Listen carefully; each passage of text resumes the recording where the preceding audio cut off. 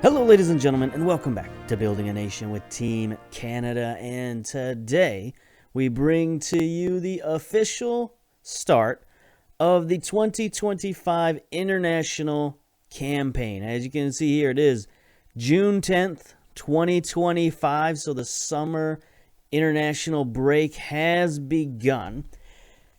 And we're going to try to pack a lot into this break. These 2 or 3 weeks, we got a lot to do, a lot of things to cover. So let's get right into it. First of all, let's kind of set the stage and see where we're at in 2025. So we look at the nation. A lot of things are same. A few things have changed. We're back to 51st world ranking. And it seems to me that these rankings just sort of reset at the end of the year, or the beginning of the year, I should say. I don't know exactly what they're based on. Maybe they're based on just talent level of your squad.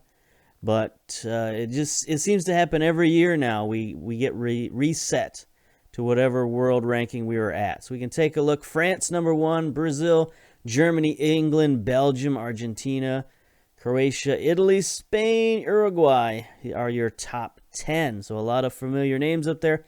Mexico, 13th. Let's see. Then we got Jamaica at 18th. Any other North American teams up there? USA, 38th. That's different. I mean, they didn't used to start the year out at 38th. They would get a big boost and jump back into the 20s. So maybe it's not a complete reset. Maybe, again, it is based on talent. I'm not sure. But then there we are. Actually, Honduras has jumped ahead of us at 43rd. So we got to keep an eye out for Honduras. But Canada at 51st. It's not where we want to start. It's not where we want to be. But all we got to do is win some games, and we'll move up the rankings. Let's see here. Head coach Zebu Jr. still hanging out there. Daniil Henry, Russell Tebert are our captains for now. That's probably going to change over the course of this season. Alphonso Davies is still our key player. Davies, along with David Miller. Arfield is still up there, listed as our top player. Julian Dunn is now on the list of top players. And Samuel Piette, of course. So a lot of familiar names still at the top of the list. Some of the youngsters have definitely moved up on this list, including Millar and Dunn. So that's good to see. It's good to see your youngsters becoming your top players, especially when we got World Cup coming up next year. So we've only got about 365 days or so to prepare. So one more year, and we're there. Okay. So now let's take a look at this year and this year's competition. So we, of course, begin the year with the North American Nations League. We're in there with El Salvador and Guatemala. It should be a pretty easy group stage. As for the rest of it, I mean, you should know these players by now. USA and Honduras are in the same group. Costa Rica and Jamaica. Mexico has pretty much free pass into the second round. Panama and Cuba shouldn't give them much trouble. We got the Confederations Cup also coming up. That's going to be interesting. The division begins 6/29. Confederation Cup, we looked at this a little bit in some previous videos. We're in there. We qualified with Ecuador, England, and South Korea. It's a tough Group B. USA is also in there with Brazil, Egypt, and New Zealand. I feel like they got a slightly easier draw than we did, but there's still a little hope. Maybe even we can get some revenge against England. Is in the cards. It's not impossible. Although after last time we played against England, it might seem impossible. But anyway, that's the basic competitions that we have to deal with. But our schedule is also pretty packed. You look here. Right now we got 3 games coming up in June. We're playing El Salvador in the Nations League. Got a friendly against Japan. And then our first Confederations Cup game versus England. So that's going to be a difficult start to that Confederations Cup going up against England. But our main team isn't the only one. We've also had some friendlies. I guess we can take a look at the friendlies, how we started the year. Not so great. We did get an interesting 2-1 victory over Iceland. Take a look at Iceland. They got some pretty decent players here. Arnór Sigurdsson, worth $86 million, is their top player. The rest of their team is, around our level, if not slightly less valued than our players. But they're 75th in the world. So it was a decent win. Not a great win. But, Iceland has been an up-and-coming team in Europe for the last decade or so. So, they had that golden generation. Maybe that's where they topped out. But their name still has a little bit of respect in Europe. And we managed to beat them 2-1 with Faria and Sean Hundle scoring the goals. We had Carducci in goal. Had, a pretty familiar team. Piet and Jackson Amell in the midfield. Some interesting guys going on there. We can take a look at the goals just to break things up. We played our 4-2-3-1, but we had a little bit of a different wrinkle. Been playing it with the two defensive midfielders, the double Segundo Volante, and it's been working out okay. There's Hundle to David. He gets tackled. Hundle gets it back to Faria. Faria was just waiting there like a man by the side of the road, and he scores. And here's the second goal, Hundle. I thought he was going to get it out wide there, but he drops it back. So it was a swarming defense by Iceland, but they forgot about Hundle. They forgot he was a goal scorer, and he gets it past their keeper for the goal. And then Iceland gets one back. So all these goals are in the first 20 minutes of the game. Sigurdsson, the $86 million man, scores, but that's all they can do. That's the rest of the game. Rest of the game is basically nothing. We both played defensively. We both sort of, didn't go all out in that game. And then we had a stinker. A real stinker versus South Africa. Lost 4-1 to a South African team that is okay. They got some decent players, a lot of mid-range players. Their best player, Pakmani Malambi, playing at Hamburg for $35 million. They're pretty good, but they're not a team that's out of our depth. In fact, they're a team that's right around our level, 55th in the world. And we lose to them 4-0. Was not great. Was not happy about that at all. We had Eric in goal, and he let in quite a few. Even though he's improving. As a youngster, you can see he has been getting better. His stats have improved. His aerial reach and his jumping reach just keep going up. I don't know what we're feeding this guy at Vancouver, but he is jumping like crazy out there. So that's good, but he's just not performing well on the field. So that's not great. We definitely have continued our goalkeeper problems this year. And this game definitely showed it. 4-1. They scored early. They had a penalty early. We tried to get it back. Rocco got one in the 18th minute, but it was just an early blitzkrieg by South Africa. In the 9th minute, the 13th minute, the 17th minute, and then the 28th minute. 4 goals in the first 30 minutes was just, too much for us to take. And, had to have a long, hard think about that. Had to start looking at some of our formations. We played the 4-4-2. Actually, we played a 4-4-1-1 with Hundle in there as a attacking midfielder instead of a striker with Miller up top. And I just didn't, I wasn't happy with it. I'm not happy with our 4-4-2. So, we had some issues there. So hopefully we've smoothed some of those things out and we've got that under control. We also have the B team.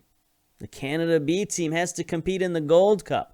They've got some games coming up at the end of the month. Haiti and the USA B team as well. So, it's going to be a packed June for those two teams. And then we also have some under-20 matches.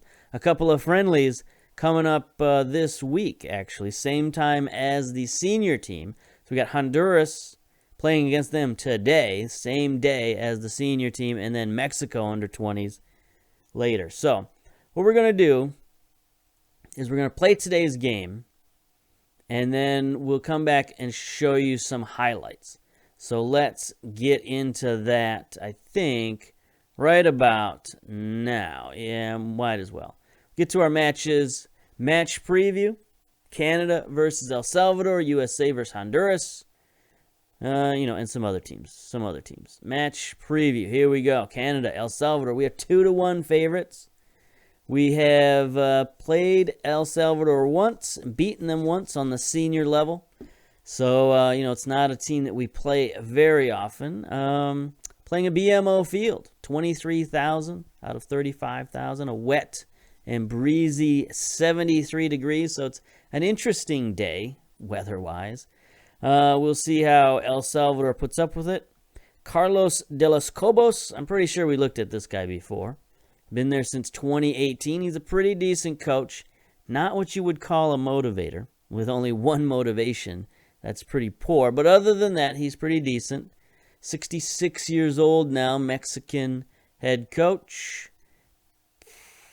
He's coached in Chicago, 2010, 2011. So he's got a little bit of an MLS connection there. Mexico under 18s coach for a while in the early 2000s. Since then bounced around, and now he's found a home in El Salvador, so good for him. Can look at the values here on the team. Not a tremendous amount of values. They don't have a full team. They got some scrubs in there, but we'll see how they do. They've got one suspended player, Lionel Hernandez, even. He's okay. They'll miss him, I'm sure, at right back, but he's not the most tremendous player you've ever seen. All right, let's get on with the game. How about that? We'll show some highlights. We'll play the game, all that stuff. It should be a game that we win, so there's not a ton of drama going on today. We are going to go with our 4-2-3-1 DM formation. We do have one player out right now. We have Tamori is suspended, so we're going to use this as his suspension game. He'll be suspended for today versus El Salvador. He'll be back for our friendly versus Japan. We've had some injuries in terms of choosing this team. We've also had to balance choosing this team with the B team, because the B team has to be somewhat competitive in the Gold Cup, just like we have to be competitive here. So, we've had to sort of send some players in and out and pick a different sort of team than normal. Let's submit that team. There were definitely some familiar faces here, but not everybody is necessarily somebody who you might think should be on the senior team. But anyway, El Salvador's got an interesting formation here, 4-2-2-1-1, sort of I was going to call it a diamond wide, but it's not even diamond wide. It's the X-wing formation. Their captain, Cienfuegos, no appearances this year. I think this is their first competitive game of the season, just like it is ours. And speaking of first competitive game, look who we have in goal. Luke McGee. He finally agreed to play for Team Canada. It took him like maybe 6 months after he was eligible, where he finally looked at the other goalkeepers in Canada and said, yeah, I'll play for Team Canada. So Luke McGee, another former Englishman playing for Team Canada. He's allowed 18 goals in 18 appearances in MLS this year. So not bad. He's a 4-star player. He's definitely the best goalkeeper we have on the roster by about a million miles. He's just good. There's no way around it. He's just good. He's going to change our fortunes this year. I can feel it. We're going to have a much more solid team than last year. We struggled through last year with all the shoddy goalkeeping. But now we can settle in with Luke McGee and, get back to, hopefully winning some competitions. Anyway, some familiar names, Zlatkovic and Godinho back at fullback. This is sort of the, we've had to dive into sort of the third tier of players and bring some of them up onto this team and the B team just to fill out the numbers that we need, because we also got the under-20s to deal with. Anyway, Jaguar and Dunn in the midfield.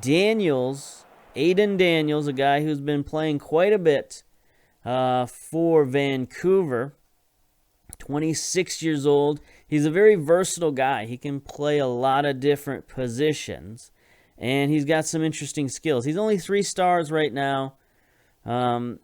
He's not the greatest player. He doesn't enjoy big matches, so we probably won't be calling him up for, some of our more important games. But as far as, talent in Canada, he's a pretty decently talented player. He's in there along with Jonathan Jackson-Amel, who's now one of our best players. 4 stars. He still has a little bit of potential available there. Ball-winning midfielder, defensive midfielder. And, he can play anything defensive midfielder that you want. And yeah, he is really good. He has been no, that's not what I want. Oh, we can't look at his stats really, because we don't own him anymore. He's still playing for Hearts. But yeah, he's very good. Very good. So that's our midfield. Timoteo, Hundal, Baloo is back. Baloo still playing pretty well. 38 appearances for Team Canada now, 26 years old. So, that generation, that 25, 26, 27-year-old, those are the guys that we're going to have to start depending on to be the foundation of this team. And Baloo is one of those guys. He's a 3-star guy. He's okay. He's still pretty good right now. He's got 3 goals and 1 assist.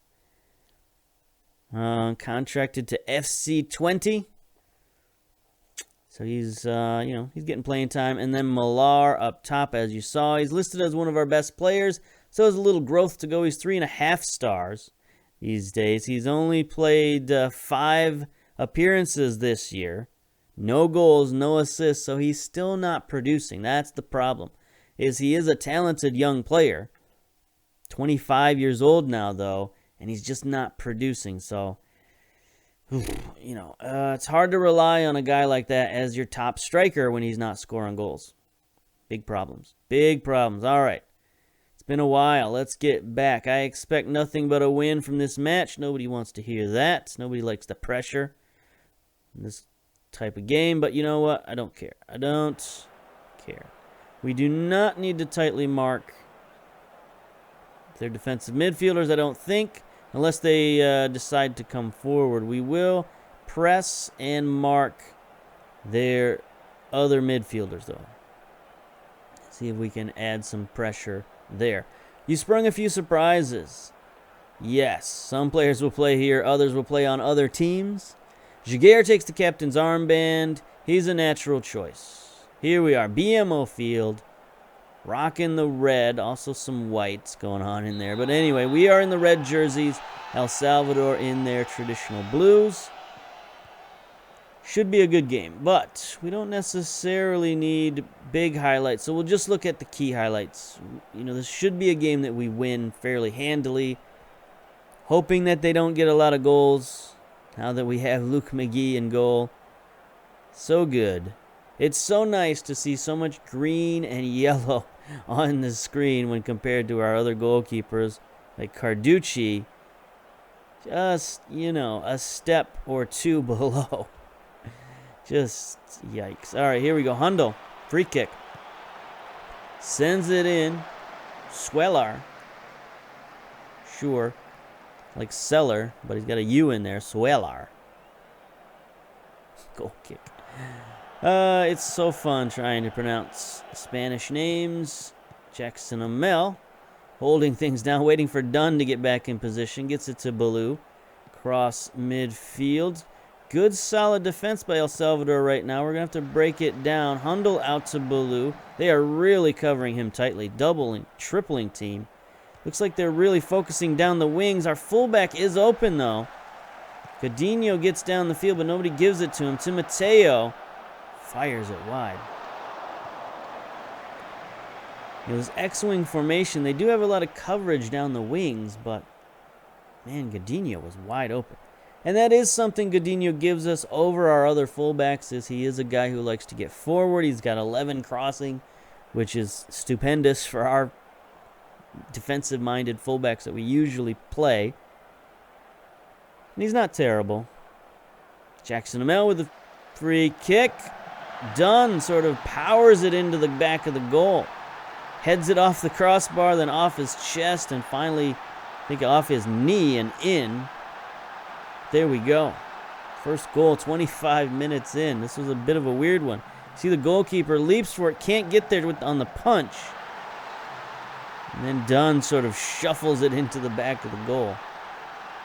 All right. Got our first goal. Feeling good. Good way to start the season. The campaign, if you will. Dunn with a big goal, 7.5 rating. You can see Dunn, he is what he is. Big, strong guy, 6'2", great jumping reach. He showed it there on that play. Technically, he's still just very average. But, he gives us a physical presence on the back line. He's also got very nice work rate, pretty good mentals all around. 24 years old now. Hopefully he can improve and become a 4-star player by the time the World Cup comes around next year. So there we go. There's first half, 1-0. Couple yellow cards. Lots of shots. They only had 2 shots, only 1 on goal, so they're not exactly testing our new goalkeeper, but that's fine. I don't think we need to do anything tactically. Do we have any analysis we could look at? Hundel's been booked. Short passing plays. Okay. This is a bit more of a balanced formation, or we are trying to work the ball in the box. So we'll take that off, actually. Shorter passes, and we'll just give them a little bit more creative freedom to shoot the ball when they feel like it. Balanced mentality. We could go to positive and just sort of hold on to the ball. Transition, I've been playing around with the tactics. We're distributing to the fullbacks. Counter pressing as usual. Not tightly marking, though. We are pressing, but not tightly marking, just so they don't get behind us. Standard defensive line, lower line of engagement. So we've compacted our midfield a little bit. Just trying some different things out. Start the second half. Let's see. The other thing we wanted to do was tell Hundel to ease off tackles. Okay. There we go. So the second half should fly by, and that should get us the opportunity to show you some highlights of the under-20s, show you some highlights of the friendly we're about to play. And that should do it. Should be okay. It's been a while. I took a little break from recording, even though I had so many videos stockpiled. I had at least a month worth of videos stockpiled. So that's like 30 videos. So I took a break. I was having some minor health problems. You probably noticed the coughing that I've been doing in recent videos. It just wouldn't go away. The cough just wouldn't go away. It started getting worse, and it got to the point I couldn't really record. There's Daniel sends one in. Oh, Millar gets a gift after the keeper couldn't handle that one. Bounced right off his big old woolly gloves, right onto the head of Millar. Daniels, let me look at that. I guess you could call him offside, according to the replay. Yeah, I guess so. Hopefully FM20 fixes that, but I haven't been paying too much attention to FM20. But I am looking forward to it. Maybe not as much as some other people, because I still got a lot to go in this series. We still have a year to go. There's Daniels with a big shot. he gives us a little bit more of offense, a little bit more creativity in the midfield. So it's good to have Daniels in there. He's playing a little out of position right now as a segundo volante. But he's okay. He can play there. There he is. Look at him. Wide open in the middle of the field. Nobody near him. Little touch, and then gets some free space and plants it in the back of the net. Outstanding. So yeah, FM20. Probably going to have an announcement video coming out at some point. Maybe even before you see this video. So I probably shouldn't talk about it much. But it should be good times. I'm planning on continuing. I'm planning on doing some more videos also now that my voice is cleared up. The cough is gone for the most part. And, you know, things are okay. Things are fine in the recording world, so we're going to keep doing it. I do enjoy making these videos. Hope you enjoy watching them. I know we got a lot of good comments. You know, should be an uptick in viewership for FM20, so that'll be good. Each year, like the last couple of years, been getting, you know, more views, more subscribers, so hopefully FM20 continues that trend. I feel like I've been improving. I feel like I've been getting better as a YouTuber. Here we go. 1 minute to go. Final highlight. 2-0 is not the greatest, but we are playing a bit more of a subdued type tactic. We got sort of a second team sort of situation going on here, so it's we'll take it. We'll take the win and move on at this point in the competition. Zlatkovic clears that one out, gets it to Millar. Big tackle by Romero. Looks like we got a mega highlight here to end the game. We'll see if El Salvador... Oh, big steal by Timoteo. I thought they were going to maybe get one last highlight. Oh, missed tackle. The ref just decides to call it after that. Like, I've seen enough. No more diving tackles. Look at that defense. So you can see the difference in this formation. Double segundo volante, a little bit more of a compact midfield, and we held them to 2 total shots, which is what we needed to do. Can we do that against the better teams? That's a question, but you know, when a team like El Salvador has that type of day, that's a good start. I like that. Dressing room, pep talk, well done. Good win. Hand over to assistant and pep talk.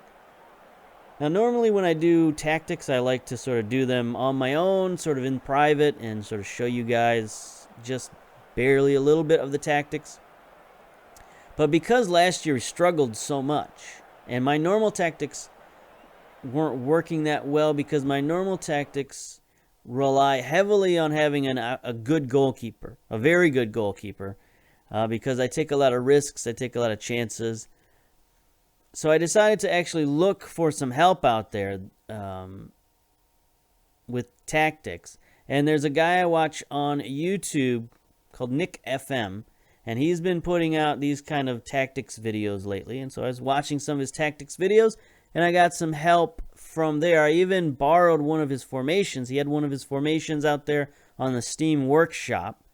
He has a 4-4-2 out there.